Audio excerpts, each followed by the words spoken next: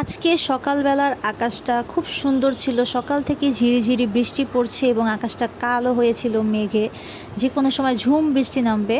তো আমি আবার খিচুড়ি রান্নার কথা চিন্তা করছিলাম, কিন্তু আনফর্চুনেটলি আমি খিচুড়ি রান্না করতে গেলেই বৃষ্টি চলে যায়, রোদ উঠে যায়, তাই সাহস পাচ্ছিলাম না।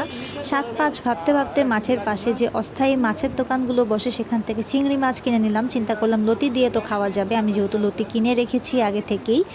আর এই তো চিংড়ি মাছগুলো একবারে ফ্রেশ ছিল, 1 ভাগা 100 টাকা। আমার দেখা দেখি আমাদের বিল্ডিংয়ের একটা আন্টিও কিনে নিয়েছেন। তো এখন আমি আর আন্টি যার যার চিংড়ি মাছ নিয়ে চলে যাচ্ছি। আমি যাব মাদ্রাসার দিকে, আন্টিও মাদ্রাসাতেই যাবেন, তার নাতিনও সে একই সেম মাদ্রাসায় পড়ে।